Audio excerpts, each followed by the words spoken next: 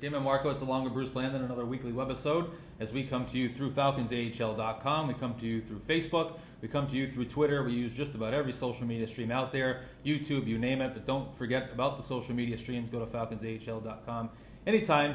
Check them out, and you'll see all the updated information as we put it on there hourly and daily. And continuing on with opening night, and just off to our left is Falcons Way as we look out towards the Civic Center garage. A question that came up this week on the chats was closing down Falcons Way, having some kind of outdoor party on Falcons Way. Your thoughts on that idea? Well, if you recall, we really sort of dug into this a couple of years ago, 3-4 years ago, about how could we pull it off. And the issues we were dealing with really becomes a traffic problem, the flow of traffic. Because of the location of the garage, there's an entrance off of Falcons Way, and then I believe at Harrison Place on the other side. And if we close off this side of Falcons Way in front of our offices, in front of the Mass Mutual Center box office, it's going to create a problem for cars getting in the garage. And also there's a problem with the open lot, which we don't control, that's privately managed, that we can't block entrance to that off. So then we looked at trying to just take a section of the street and maybe try to find a way that we could make it work so that traffic could get through, but we could still pull off what we wanted to do. And we talked to the city at the time, we talked to the Department of Public Works, I talked to the people who ran the Mass Mutual Center garage, or the Civic Center garage.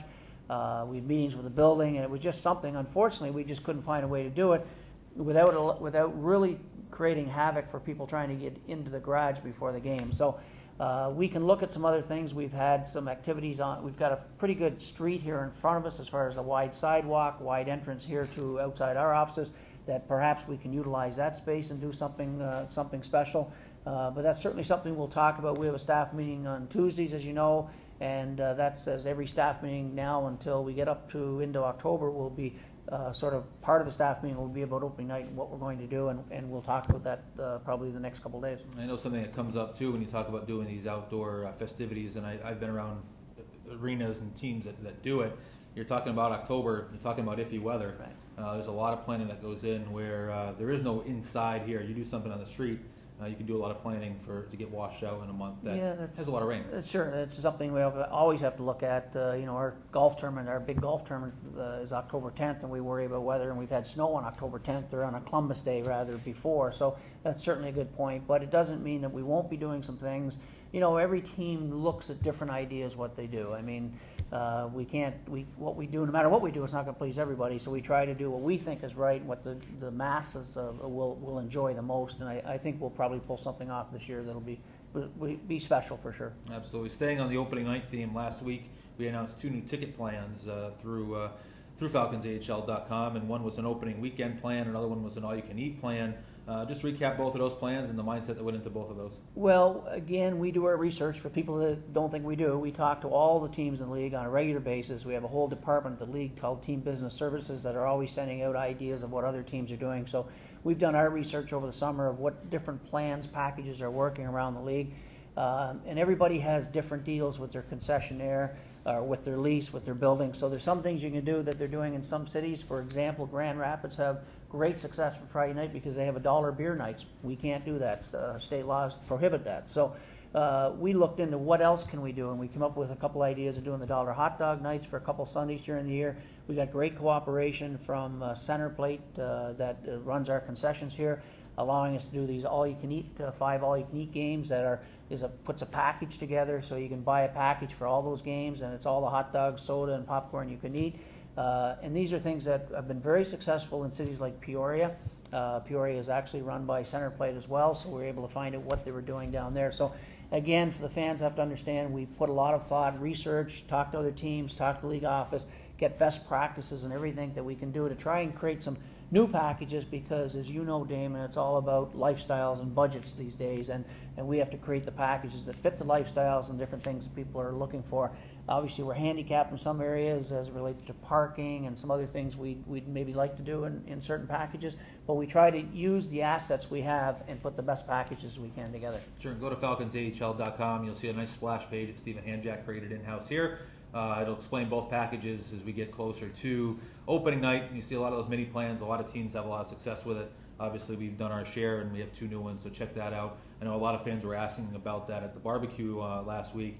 So obviously it spurred an interest, especially the all-you-can-eat one. That seemed to come up quite a bit as far as how that can work. With the load of hamburgers and hot dogs, I saw some of our season ticket holders putting on their plates. I think they'd be interested in the all-you-can-eat, and I say that tongue-in-cheek, obviously, but it's a great promotion, and like I said, it's been very successful in other buildings and other venues, not only in our league or in all of hockey. So we're hoping it works here. Maybe a hot dog eating contest to go into next year's barbecue. But that's for another day. You entering? Maybe, maybe we'll see.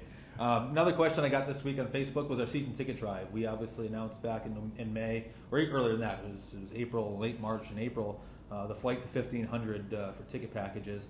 Get a lot of questions as far as where we are with that. A lot of people caring to make sure we get to our goal. Where are we with the flight? Well, we're not where we need to be, Damon. That's just being candid. It's been a lot of work. More staff than we've ever had here, pounding the phones and setting up meetings, trying to move season tickets.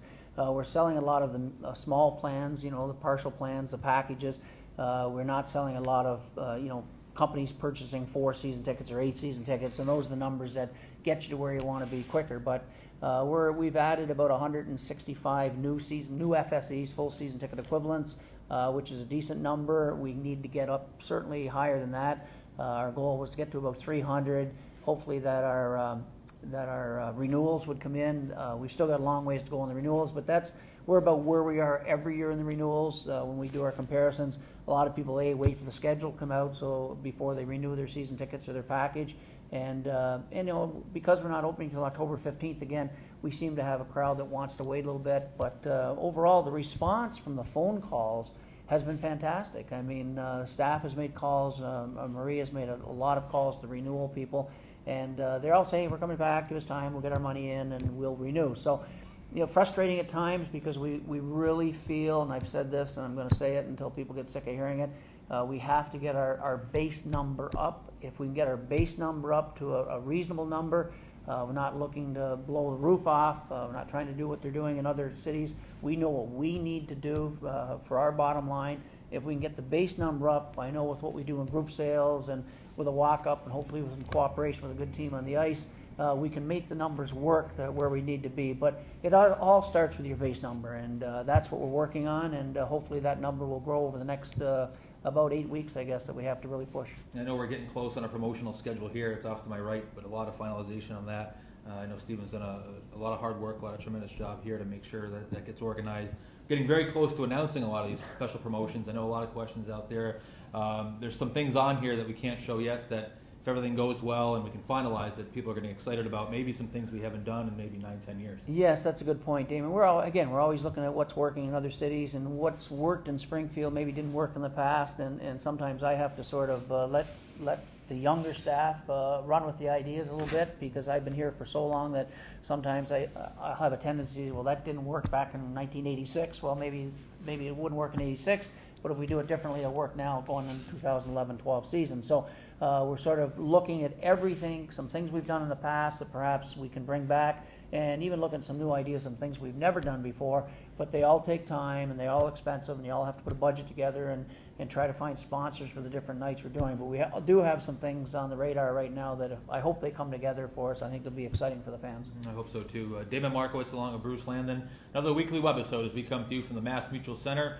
Back in our home base here this week as we look to take it on the road maybe next week. If there's anyone out there interested in possibly a location, if you're a great sponsor and watch these, give us a call. We'd love to take it on the road, but this week we come to you from the Mass Mutual Center, just across the street from Falcons Way, looking at a beautiful day here in downtown Springfield.